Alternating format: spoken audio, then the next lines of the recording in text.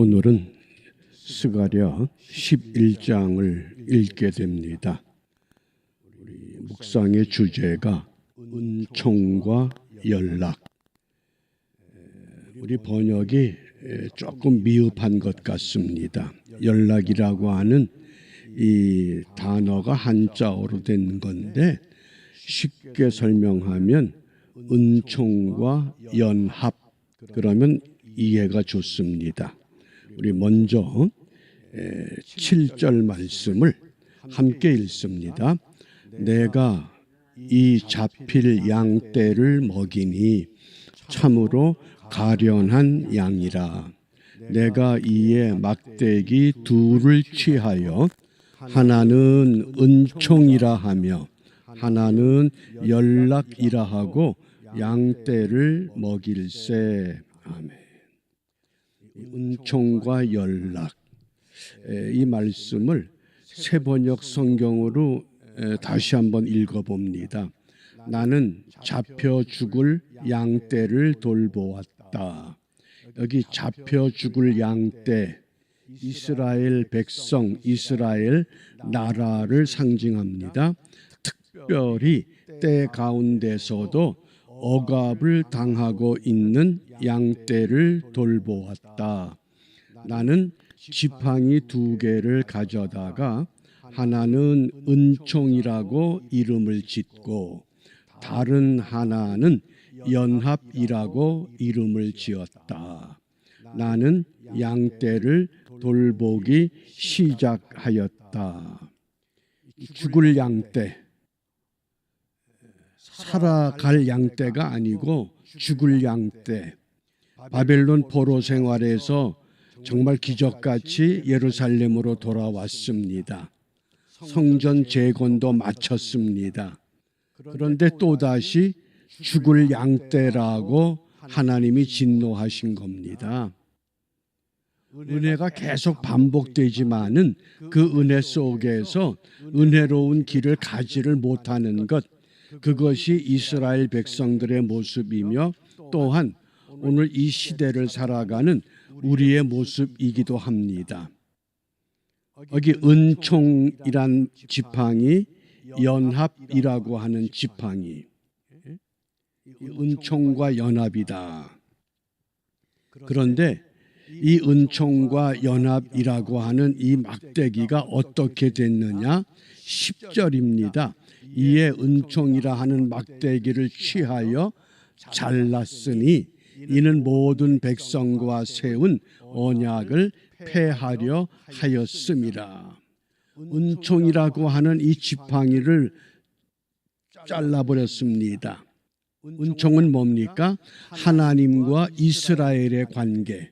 그것이 지팡이가 잘라짐으로 인해서 하나님과의 관계가 끊어져 버린 상태.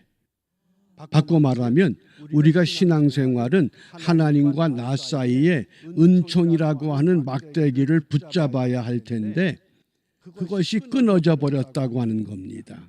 어떻습니까? 오늘 나의 신앙생활이 과연 은총이란 막대기가 분명히 온전한가? 아니면 어디 부러져서 그 관계가 끊어져 버린 상태임에도 불구하고 여전히 예수 믿는다고 고백하며 자랑하는 것은 아닌가. 그래서 새번역 성경에서 그런 다음에 나는 은총이라고 부르는 지팡이를 가져다가 둘로 꺾어서 내가 모든 민족과 맺은 언약이 취소되게 하였다. 이 은총의 막대기. 그 다음에 두 번째, 이 연락이라고 하는 막대기입니다. 14절입니다. 내가 또 연락이라 하는 둘째 막대기를 잘랐으니 이는 유다와 이스라엘 형제의 의를 끊으려 함이었느니라. 유다와 이스라엘 형제 사이의 관계, 요즘으로 말하면 사람과 사람 사이의 관계, 또 교인과 교인 사이의 관계, 이게 끊어져 버린 상태. 먼저 무엇이 끊어졌습니까? 은총의 막대기가 끊어져 버린 겁니다. 하나님과의 관계가 잘못되면 반드시 사람과의 관계도 잘못될 수밖에 없다고 하는 교훈입니다. 오늘의 세대의 문제가 무엇일까? 우리가 신앙생활하면서 무엇이 문제일까요? 주위를 둘러보면 많은 사람들이 자꾸 새로운 것을 듣고자 합니다. 근데 문제는 새로운 것을 듣지 못해서 문제가 아니라고 하는 사실입니다. 은총의 막대기가 부러졌고 연락의 막대기가 부러졌다고 하는 것, 이게 문제입니다.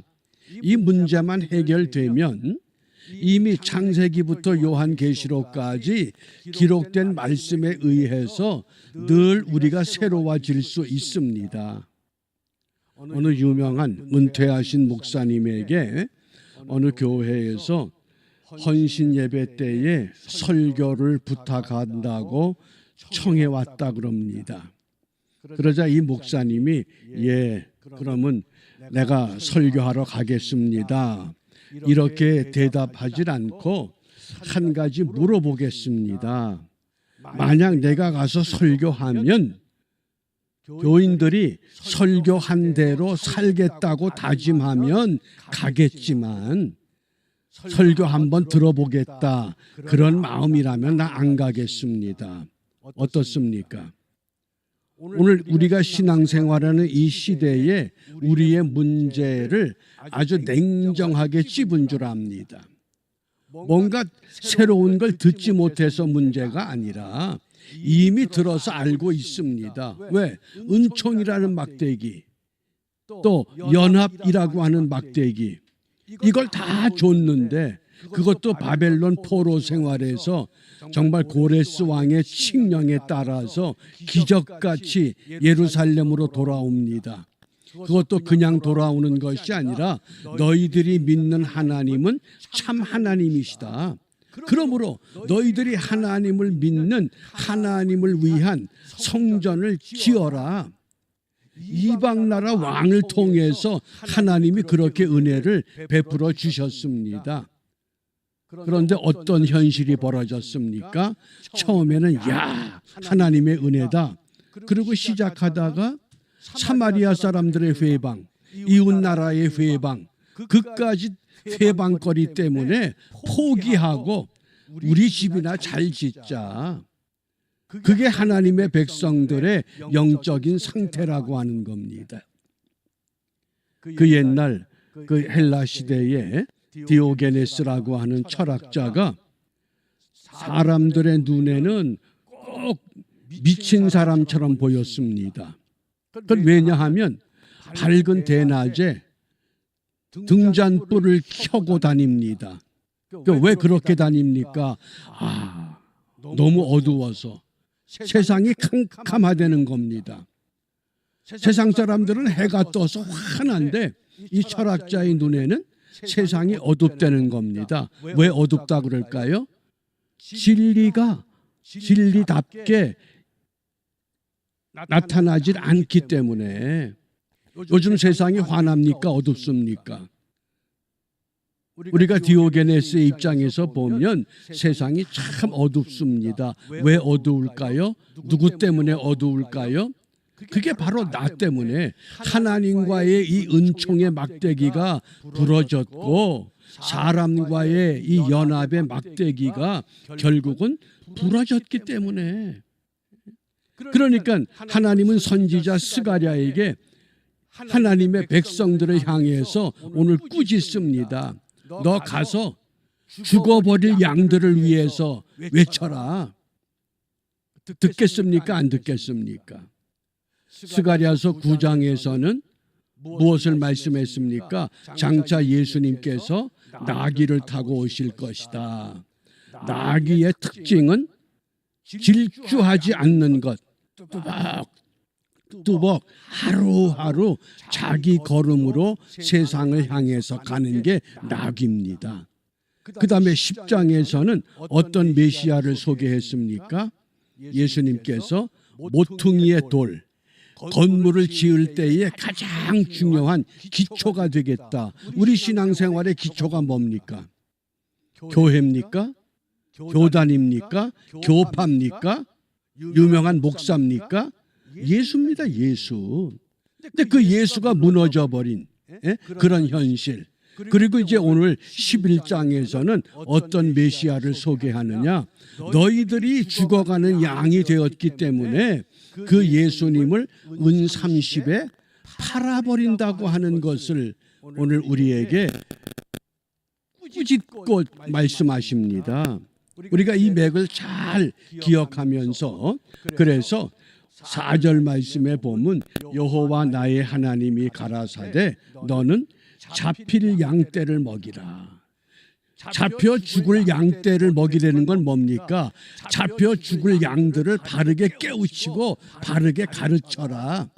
새로운 것을 들려주고 새로운 정보를 주는 게 아니라는 겁니다. 우리 신앙은 오직 생명 대신 주님만을 찾아갈 수 있도록 지금 방향 감각을 잃어버린 이 어두운 현실에서 우리가 무엇을 깨우쳐야 하겠는가?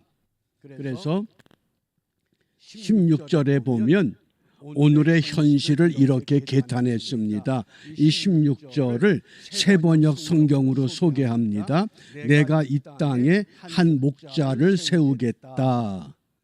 어떤 목자냐? 그 목자가 그는 양을 잃어버리고도 안타까워하지 않으며 길 잃은 양을 찾지도 않으며 상처받은 양을 고쳐주지도 않으며 튼튼한 양을 먹이지 않아서 야위게 하며 살찐 양을 골라서 살을 발라 먹고 발굽까지 갉아 먹을 것이다. 이게 오늘의 교회 현실을 스가랴 선지자를 통해서 이렇게 꾸짖는 겁니다. 이 땅의 목자들이 지금 무슨 짓을 하고 있느냐? 우리 주님께서 부활하신 후에 그 베드로가 실망해서 고기를 잡으러 나갔다가 고기를 잡지 못하고 있는 그 현장에서 고기를 많이 잡게 하신 후에 아침을 나누며 베드로에게 묻잖아요. 네가 나를 사랑하느냐? 정말 주님만을 붙잡아야 되는데 은총의 막대기가 부러졌고 연합의 막대기가 부러져 버린 상태. 그러니까 베드로가 주님을 향해서 정말 모기만한 목소리로 자신 없이 내가 주를 사랑하는 줄 주께서 아시나이다. 그랬을 때 내 양을 먹이라 그랬습니다. 내 양을 먹이라. 죽어가는 양떼를 바르게 가르치고 깨우치라. 그 말씀입니다. 그런데 요즘 목회를 어떻게 사람들이 비웃느냐? 양을 잡아먹는 목회다 그러는 겁니다. 양을 먹이는 게 아니라 양을 잡아먹는. 그게 오늘 스가랴 11장 16절 말씀에서 근거를 갖고 오늘 우리를 꾸짖습니다. 그래서 17절에 보면 화 있을진저 양떼를 버린 못된 목자여. 바벨론에서 돌아왔던 백성들에게 하나님이 성전을 짓고 너희들 이제 다시 포로가 되지 말고 망하지 않는 삶을 살아야 된다. 이렇게 깨우치고 가르쳐야 될 지도자들이 화 있을진저 양떼를 버린 못된 목자여. 칼이 그 팔에 우편 눈에 임하리니 그 팔이 아주 마르고 그 우편 눈이 아주 어두워질 것이다. 양을 먹이는 것이 아니라 양을 잡아먹는 그런 현실이 될 수밖에 없다고 하는 이 안타까운 선지자의 외침.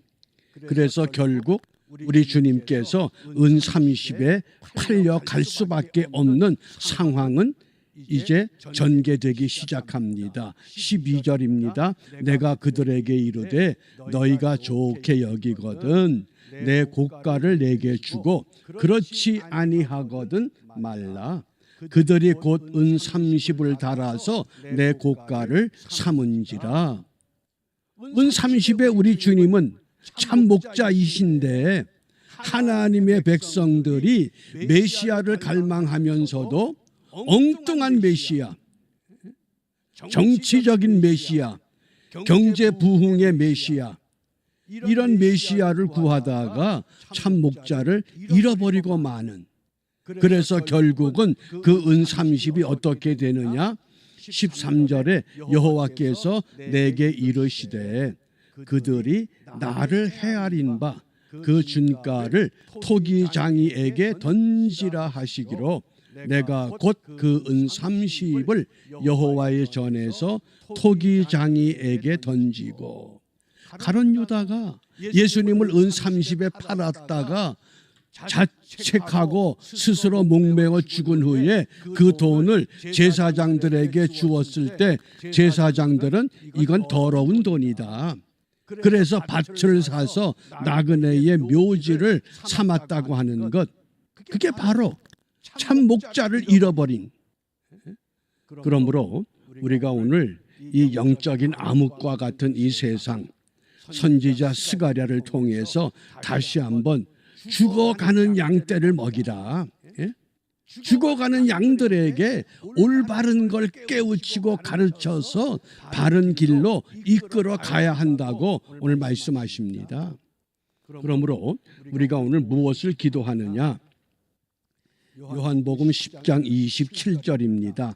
내 양은 내 음성을 들으며 나는 그들을 알며 그들은 나를 따르느니라. 주님의 음성만 듣게 하옵소서. 다른 건 다 듣지 못해도 오직 주님의 음성만 들을 수 있는 믿음. 세상 다른 거는 몰라도 오직 주님의 음성만 듣고, 문제는 듣고 행하는 은혜를 사모해야 합니다. 듣기는 잘하는데 실천하는 능력이 없는 이 안타까운 현실. 그러니 오죽하면 그 목사님이 설교 부탁할 때 설교 들으려고 하면 안 가겠어. 설교한 대로 살겠다고 다짐하면 내가 한번 가서 외치겠어. 이렇게 꾸짖는 그런 목회자의 그 심정, 우리가 오늘 그런 마음을 갖고 주님 음성만 듣게 하옵소서, 듣고 행하는 은혜를 내려 주시옵소서. 이 세상의 영적인 길잡이로 승리하는 우리 모두가 되시기를 주님의 이름으로 축복합니다. 기도하겠습니다. 은혜로우신 아버지 하나님, 이 아침 시간에 하나님과의 관계를 맺는 은총의 지팡이와 사람과의 관계를 맺는 연합의 지팡이 우리 손에 들려주심을 감사합니다. 더 이상 이것을 훼손하거나 부러뜨리지 않고 온전히 유지하여 주님의 음성 들으며 주님의 가르침 따라 순종하는 영적인 길잡이 역할 바르게 하는 우리 모두 되도록 인도하여 주시옵소서. 예수님 이름으로 기도합니다. 아멘.